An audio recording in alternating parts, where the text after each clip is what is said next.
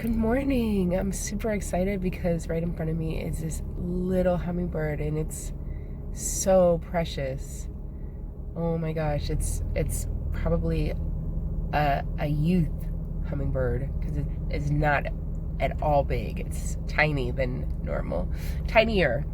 Anyways, good morning. I might be a little distracted as it flies in front of me, so I apologize, but I'm just gonna allow it because I love hummingbirds and they truly are a blessing when they're around you, and it signifies so much that Gaia is giving you a gift of beauty. Like, the wonder of a hummingbird is so powerful. To think about something so tiny with its wings moving so rapidly, and it's just so perfectly put together and created like us, right? We can find these things around us, and that really leads me into what I was going to talk about. Anyways, I've been listening to Dr. Bruce Lipton, I believe it is, and the concept of how we are created, like where is it nurture versus nature, and just some of the things. And I'm going to try to post this video if I can get it to where I have the ability to post it, because I think it's such a great video, such great information about the power of being a mother, the power of the impact of the father in utero and then after, right? Because I was very, very intentional with my son's environment and my emotions during my pregnancy, and how I carried him, mainly because of how I believed. And I didn't have any scientific research or anything to back it up, but I felt like anything that I was feeling, he was going to be feeling, and would set the stage for his success or not. So that is one of the things that's really powerful, is when you sit up and you understand that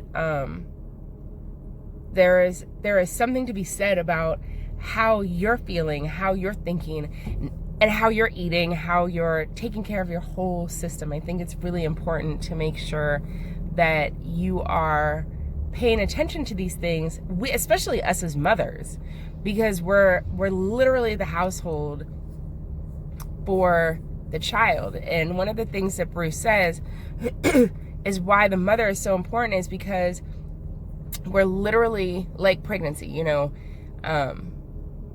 well, let me say what he said. He said that it's the mother's experience is setting the stage for the baby, because of the experiences that the baby's going to be coming into.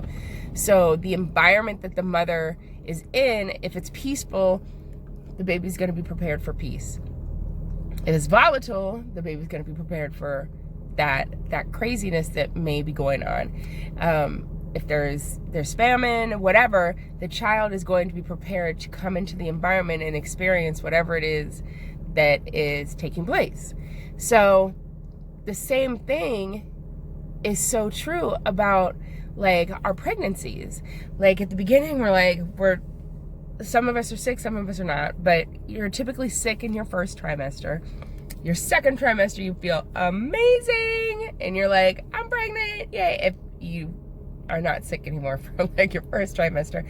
And then your third trimester, you start to get so uncomfortable, so like just exhausted. You're exhausted, you're uncomfortable, you can't sleep, you can't do anything. You're just like, you're operating on pure exhaustion because you can't recover from what is happening within your body. Well, it's the same thing when you have the baby. That baby's not going to let you sleep. You're going to be uncomfortable. Your body hurts. Everything hurts. You're nursing hurts. Everything hurts.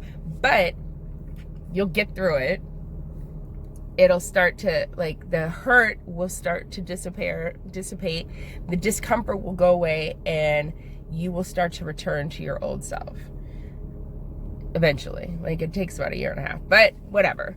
The point is that you're being prepared. It's not like you get pregnant and then all of a sudden the baby just comes. No, you're prepared for being awake at crazy hours and not sleeping and operating in this place of exhaustion and like sleep deprivation. You understand it at the end of your pregnancy. So when you're dealing with it at the beginning of the child's life, it's nothing new. You've been dealing with it and you're prepared, right? And I really like that idea of like the walking through these different discomforts and experiences, not because of the fact that you're being punished, not because of the fact that you did something wrong, but because you're being prepared. You're being prepared for something really powerful that is taking place. But here's the thing, we have the ability to create the environment that we are going into and where we are. You know, I'm really fascinated right now also with the Matrix, with the blue and the red pill, of having the red pill for truth and honesty, even though it may be harsh and difficult to deal with, versus being in the fantasy of the everything's okay, nothing to look at here, and you stay asleep and unaware and disconnected. And so I think like the thing is like, when we really look at the amount of power we have and the amount of control we have, we literally are probably using like 5 to 10% of that. When I'm sitting up and I meet somebody and I judge them and I'm like, what are you wearing? Or like, I don't even understand why you're breathing. Now, granted, I wouldn't say that, but I've been around scenarios where people are just like, the minute somebody walks in, they're very critical.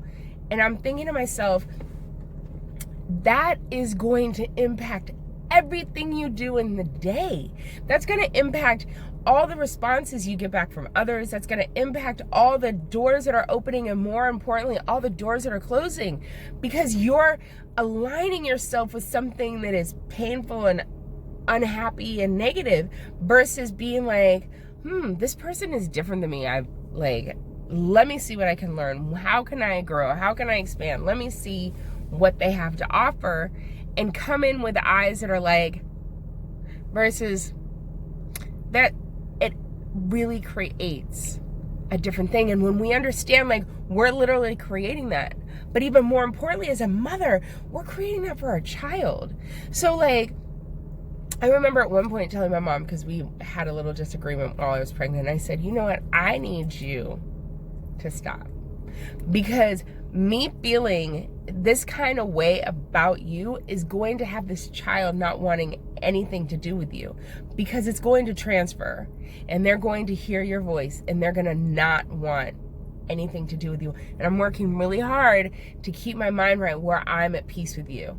I'm at peace with these people that are not okay and are causing me stress. I'm choosing peace. And my son now chooses peace in situations that are stressful, even though it's not, I'm not saying it's a validation or it's like the stuff is okay, but it's a matter of, how are you going to walk through it? What are you going to do?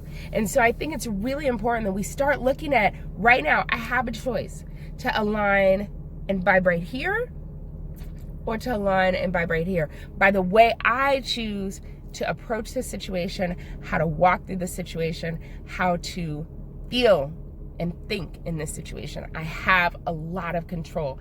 I can control whether or not I'm going to be livid or I'm going to be loving. So with that being said, I hope you stop and kind of think about some of the things that you're doing. Think about where you can be more peaceful, more positive, more happy within yourself, for yourself, so everything around you starts to become more enjoyable. And everything, in the worst of situations, when the clouds are the darkest and the rain starts falling and the storm and everything, to look at it as though I'm being rejuvenated, the debris is being cleared out, and I'm getting a new start, is way better than everything is crashing down and falling around me.